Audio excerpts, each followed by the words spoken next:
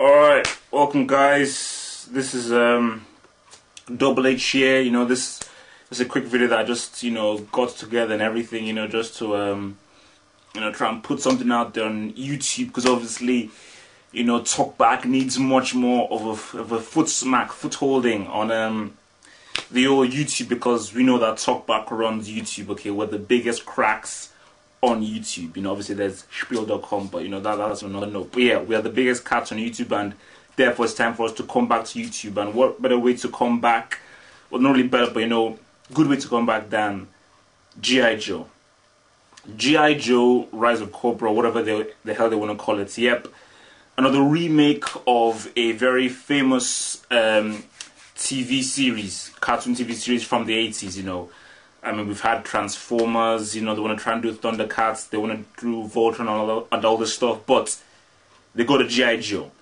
Now I'm going to put that lack out there that I wasn't really a G.I. Joe fan. Obviously, I never really watched the cartoon. I knew of the toys, but I was more into Transformers and Ninja Turtles than I was G.I. Joe.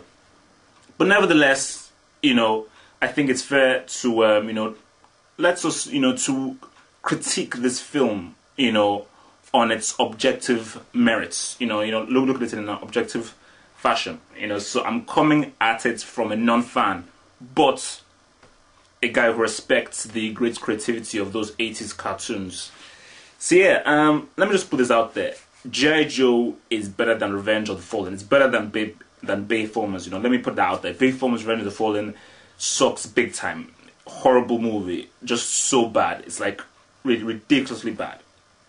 But yeah, having said that, I'm sorry guys if the camera thing is a bit wonky. The tripod I'm using just sucks. But listen, who cares? It's about the review. Listen, G.I. Joe is better than Bayformers. Fact of the matter.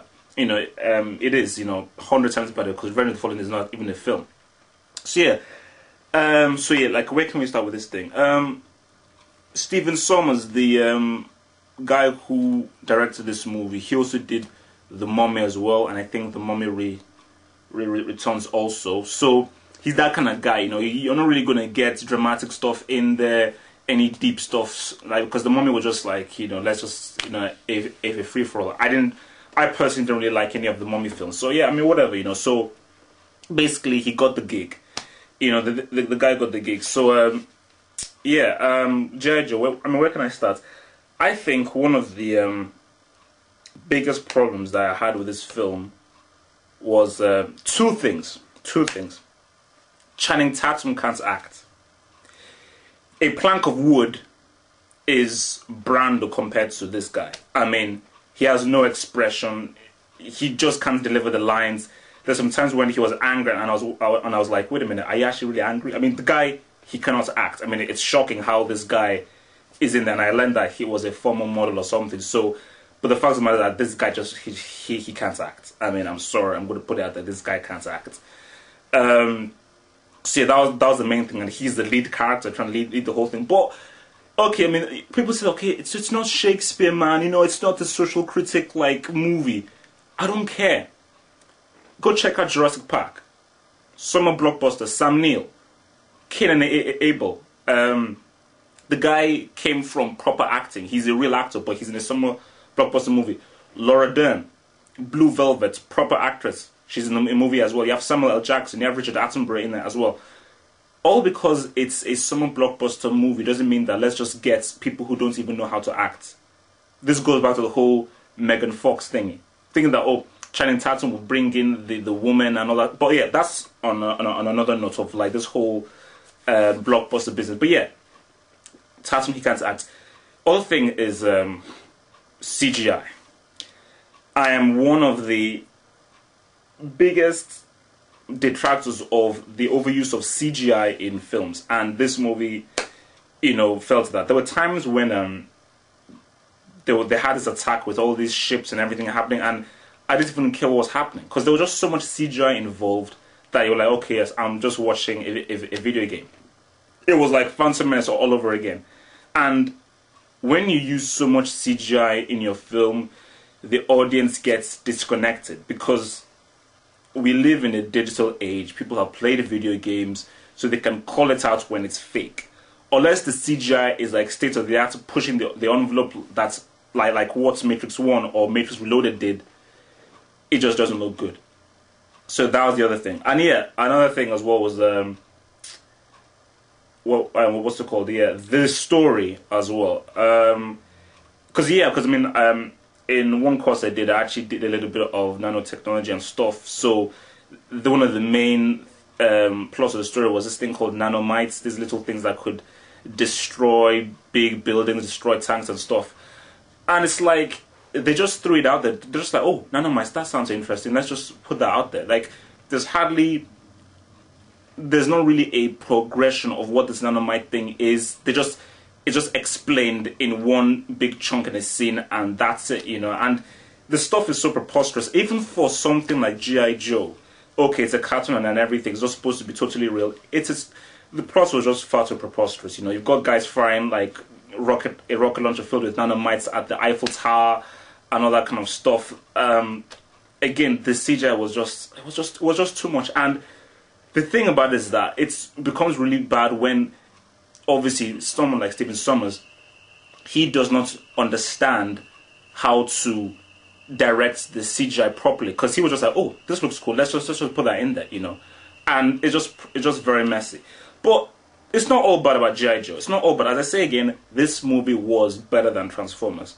I believe the best bits of the movie, you know, Marlon Wayans, you know, I mean, I hope that's the right Wayans brother I'm getting out there. Marlon Wayans, you know, not really a fan of that guy, really, you know, because I just think some of the stuff that this guy does is stupid, you know, and he makes blacks look stupid. So, you know, I don't know, incidentally, I don't know, but yeah, he wasn't that annoying in this movie, and he was actually one of the best bits about this movie, you know, because obviously he was a ripcord, the friend of Duke, and you know, the jokes worked and everything, you know, and he was not really that. I mean, obviously, a few of the jokes were like, okay, what's the point? But yeah, he was actually one of the best characters in the movie, you know. And obviously, I thought Storm Shadow again was really good, you know, as well. He was really good. I mean, he was one of the characters that stood out. But yeah, another thing. I mean, one of the main reasons I wanted to watch this movie was to see the fight between Snake Eyes and Storm Shadow. You know, Ray Park, obviously the man who was Darth Maul, and Stephen Sommers. You know, there's this idiot. He knows that this has to be, you know, one of the big points of the film. You know, Snake Eyes versus Storm Shadow, because you already know what someone like Ray Park can do. But when they fight, the editing is bad, the directing is bad.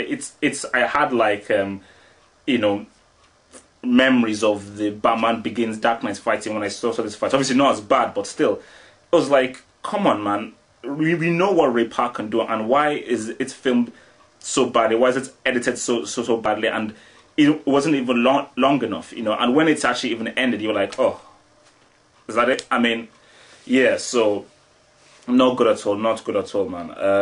I expected more from that, but yeah, and also as well as like, I mean, let's now go to this whole film, this whole blockbuster thing. I mean, guys like Harry Knowles, you know, out there, we already know that he's a fake. People on his sites know that he's a fake. And he was obviously given some freebies to say, hey, G.I. Joe is a lot of fun, you know. Just as long as you go in there thinking it's fun, it's a great movie. No.